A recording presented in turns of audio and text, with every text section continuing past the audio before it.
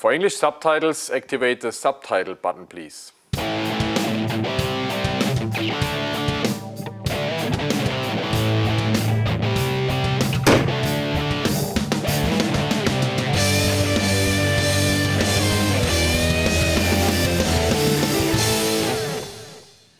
Heute kommt's. Wir werden immer gefragt, mach doch mal endlich was über Leopardgeckos. Wir tun's heute. Also herzlich willkommen zu Reptil TV, Thema Leopardgeckos. Hier haben wir jetzt ein Tier, wie ihn der liebe Gott sich ausgedacht hat, in der ganz typischen natürlichen Wildfarbe. Aber der Mensch greift ja immer ein und will ein bisschen weiter züchten. Deswegen zeige ich euch jetzt einige Farbmutationen von den Leopardgeckos, die man in der Terroristik so finden können. Bei den Leopardgeckos gibt es verschiedene Albino-Linien.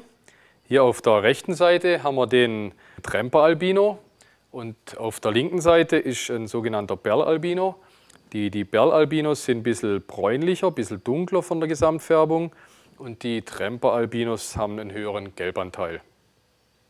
So, auf der linken Seite hier haben wir jetzt einen sogenannten Tangerine Carrot Tail. Also Tangerine, weil er eben diese gelb-orangene Farbe hat, und Carrot Tail, weil er eben diesen karottenfarbenen Schwanz hat. Diese Tangerine, ich würde mal sagen, früher hat man High Yellows zu denen gesagt, da hatten sie noch einen gewissen Schwarzanteil. Mittlerweile sind die von der Zucht so super und so perfekt, dass echt gar kein Schwarz mehr zu sehen ist. Ne? Und dann diese orangenen Schwänzchen, die machen eben den Tangerine Carrot Tail. Beziehungsweise eben, weil keine schwarzen Flecken mehr zu sehen sind, sagt man auch Patternless Tangerine Carrot Tail dazu. Auf der rechten Seite haben wir jetzt so ein Tangelo. Tangelo ist auch so ein neues Wortspiel, soll Tangerine Albino heißen. Und dieses Tangelo wird speziell von dem Ron Tremper halt verwendet, also für die Tremper Albinos als Tangerine, also Albino Tangerine Tremper Linie läuft jetzt unter Tangelo. In dem Fall sieht man auch ganz gut den Vergleich, also das ist jetzt auch kein Patternless, ne, weil man hier noch die Querbänderung sieht. Umso größer das Tier wird, umso mehr lässt die Querbänderung nach.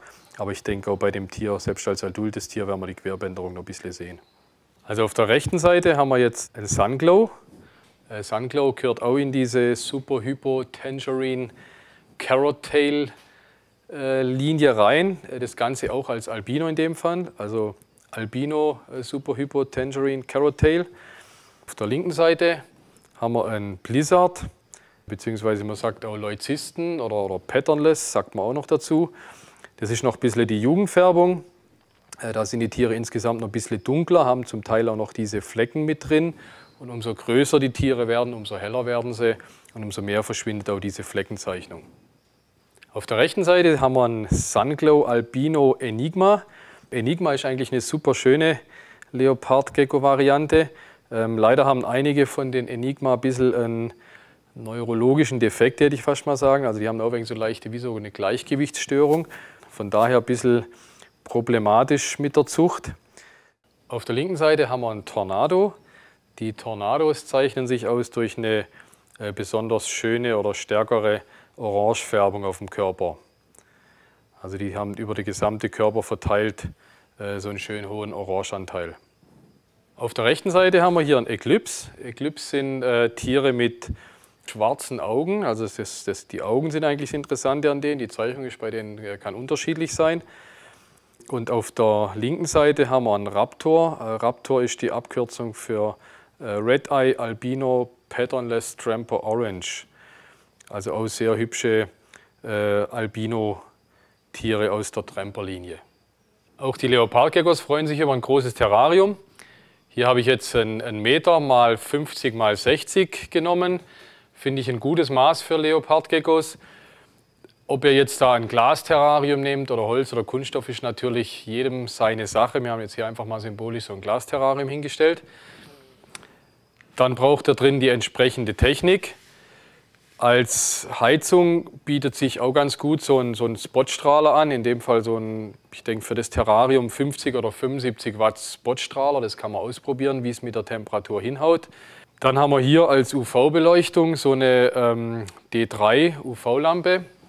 Bei den Leopardgeckos ist es ein bisschen umstritten, brauchen die UV, brauchen die keins. Reicht es, wenn man das D3 übers Futter zuführt? Ich denke, wenn man die Möglichkeit hat, so eine UV-Lampe reinzumachen und in einem schönen großen Terrarium, würde ich es auf jeden Fall machen und würde eine reinhängen, die einen guten UV-Anteil hat. Vielleicht nicht als Spottstrahler wie jetzt bei einer Badergame, aber hier mit so einer Energiesparlampe eine gute Lösung für den UV-Anteil. Das Ganze mit hitzebeständiger Keramikfassung und hitzebeständigem Kabel natürlich. Dann ein wichtiger Punkt sind die Versteckhöhlen für die Leopardgeckos. Da kann man hier diese eher spartanischen Kunststoffhöhlen nehmen oder man nimmt so eine schöne Versteckhöhle, die ein wenig so steinähnlich aussieht. Man kann natürlich auch einen Kork als Versteck nehmen und in dem Versteck immer ein bisschen feucht halten. Ne? In der Natur ist es auch so, die Versteckplätze sind immer leicht feucht. Dann haben wir hier das Einstreu bzw. Bodensubstrat.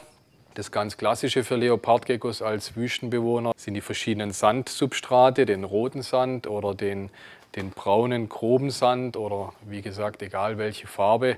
Das ist dem Tier wahrscheinlich egal, welche Farbe das hat. Wir bei uns verwenden einen Holzeinstreu für Leopardgeckos, hat sich jetzt auch jahrelang bewährt. Den Tieren scheint es zu gefallen. Ich kenne sehr viele Züchter, die auf Holzeinstreu züchten. Auch da werden wir jetzt wieder Diskussionen haben im Internet. Macht gar nichts, lasst uns darüber diskutieren, Holz oder Sand, was ist besser. Wie gesagt, wir verwenden seit Jahren Holz, aber Sand ist sicherlich zumindest genauso gut. Zum die Temperaturen überprüfen haben wir eben das Thermometer. Da die verschiedenen Temperaturzonen durchprüfen im Terrarium, dass es so stimmt. Die Leopardgeckos sind klimamäßig recht anspruchslos. Wir brauchen tags eine Temperatur, ich würde sagen so die heißeste Stelle unterm Spot mit 30 bis 35 Grad. Die kälteste Stelle im Terrarium so an der Seite kann bis 25 Grad gehen. Und nachts können wir alles ausschalten. Die Leopardgeckos sind Steppen- oder Wüstenbewohner, also da wird es auch nachts knackig kalt. Deswegen kann nachts alles aus, können wir auf Raumtemperatur runtergehen. Auch noch ein guter Tipp, die Seitenwände, Rückwände können wir mit Kork verkleiden. Dann müssen wir nicht so viel Energie als Wärme reinstecken. Wobei ich denke, bei einem Terrarium in der Größe mit ca. 100 Watt an Energie sollten wir auskommen, wenn wir es dementsprechend isoliert haben. Ganz wichtiger Punkt natürlich die Ernährung der Tiere. Wir haben, würde ich fast mal sagen, zwei Möglichkeiten, beziehungsweise die Leopardgeckos bevorzugen auch ein bisschen verschiedenes Futter. Hintergrund ist, dass die Amerikaner sehr viel mit Mehlwürmer füttern. Deswegen ausprobieren, ob eure Tiere an Mehlwürmer gehen. Das ist die eine Möglichkeit. In Deutschland wird viel mehr krabbelnde Insekten oder Insekten mit Füße verfüttert, also Heimchen, Grillen, Heuschrecken, Schaben. In Deutschland gilt eigentlich immer die Meinung, dass alles, was Würmer sind, nicht so gesund sind und zu fettreich für die Tiere. Wie gesagt, Amerika verfüttert fast nur Mehlwürmer an Leopardgeckos. Meine Meinung ist, dass auch, also im Falle von Leopardgeckos, die Mehlwürmer okay sind als Futter. Aber ihr müsst ausprobieren, wo eure Tiere lieber rangehen. Wenn ihr Mehlwürmer verfüttert, da haben sich so Keramikschälchen ganz gut bewährt. Kann man erstmal ein bisschen so Sepiaschale reinbrechen unten rein und dann die Schüssel halb voll mit Mehlwürmer machen. Dann können die Tiere sich das Futter nehmen nach Bedarf, würde ich bald mal sagen. Wie gesagt, so Sepiaschale nicht vergessen, beziehungsweise vielleicht auch gleich ein Kalkpuder drüber, wobei da müsst ihr aufpassen, wenn ihr die zu stark einpudert in dem Keramikschälchen, dann gehen die Mehlwürmer kaputt von dem Puder, also deswegen bevorzugt die Sepiaschale. Wenn ihr Heimchen, Grillen, Heuschrecken verfüttert, dann auf jeden Fall ein Mineralpräparat verwenden. Gibt es verschiedene Anbieter, probiert sie aus. Nekton, Herpetal, Herbamed, alles 3 gute Präparate. Da das Futter immer gut einstäubende mit. Über die Fütterung von den Echsen haben wir auch schon mal ein Reptil-TV-Special gemacht, die Folge 19, Fütterung von Echsen. Da wird das Ganze noch ein bisschen intensiver besprochen. Noch zu Alter und Größe der Leopardgeckos. Also ich habe jetzt hier ein ausgewachsenes Weibchen, die hat so ca. 20 cm. Die Männchen werden ein Stückchen größer, die können bis 25 cm werden. Es gibt diese sogenannte Giant-Linie. Das sind wirklich Riesenviecher. Also ich habe da Tiere gesehen, die hatten deutlich über 30 cm. Von der Masse her schätze ich mal nochmal das Doppelte von diesem Tier hier. Aber das ist so eine selektive Zucht in dem Fall. Also wenn wir von Standard- oder Durchschnittsgröße sprechen, dann sind wir so bei 20 bis 25 cm. Vom Alter her werden die Leopardgeckos schon recht alt. Also laut Literatur oder Internetangaben können die Tiere 20 bis 25 Jahre alt werden. Ich halte es auch für realistisch. Also ich habe auch im Kundenkreis einige Kunden, die seit 15 Jahren oder noch mehr Tiere haben, die heute noch leben. Also ich denke, das ist durchaus ein Alter, was die Tiere erreichen können. Wie alle anderen Reptilien auch häuten sich die Leopardgeckos. Das Ganze in der Regel am Stück. Und falls ihr euch wundert, dass ihr nie eine Haut drin findet, es kommt oft vor, dass die Tiere nach der Häutung die Haut fressen oder auffressen. Also deswegen kann es gut sein, ihr findet gar keine Haut drin, aber das Tier hat sich gehäutet. Die Häutung selber erkennt ihr ganz gut, wenn die Tiere so weißlich trüb werden, dann steht die Häutung an.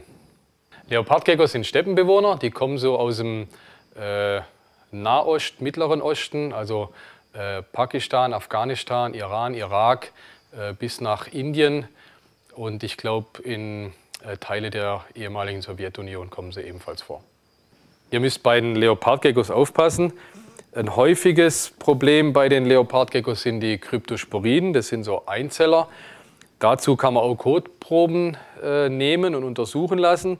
Es gibt spezielle Kotprobenuntersuchungen, die auch auf Cryptosporiden untersuchen. Die sind dann etwas teurer wie die normalen Kotproben, aber bei Leopardgeckos wirklich wichtig und empfehlenswert. Viele haben ihren gesamten Bestand durch Cryptosporiden schon verloren, also lasst es regelmäßig untersuchen, beziehungsweise achtet auch gut auf Quarantäne, wenn ihr Neuerwerb habt, macht eine Kotprobe und passt auf, dass ihr euch nicht Cryptosporiden einschleppt. Das Ganze, also mit diesen Cryptosporiden, kann man dann oft auch an diese Streichholzschwänzchen erkennen. Also die Tiere haben eigentlich einen einigermaßen normalen Körper noch, aber die Schwänzchen werden dünn, eben deswegen der Ausdruck Streichholzschwänzchen. Die kriegen so einen dünnen, knittrigen Schwanz und ein Symptom ist dann auch irgendwie so ein durchsichtiger, wässriger Bauch an den Tieren, wenn sie diese Cryptosporiden haben. Ja.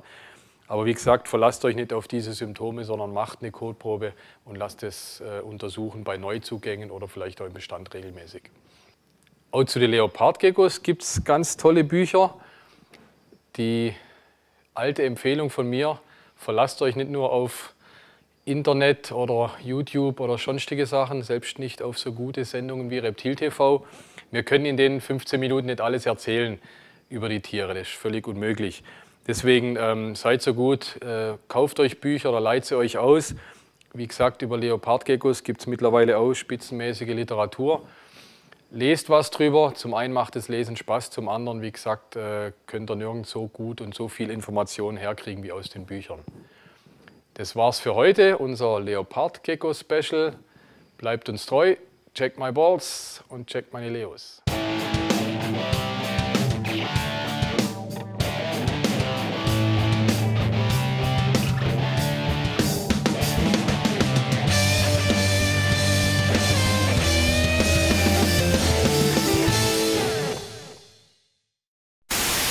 Mach dich hinter die Kamera. Ist ein... können wir es lassen oder müssen wir nochmal? Das wollte ich tatsächlich so sagen. Leopardgeckos, um was ging es? Nur um die Häutung? Okay. Geschwätzt, die sind inklusive Cryptosporiden. Okay, also machen wir nochmal. Ne? Hier haben wir Herpetal. Complete. Der Schlusssatz ist aber auch bekloppt. Warte mal, lass mich mal kurz überlegen. Habe ich irgendwas vergessen? Also dann nehmen wir das, dann ist auch gut. Okay, das ist gut.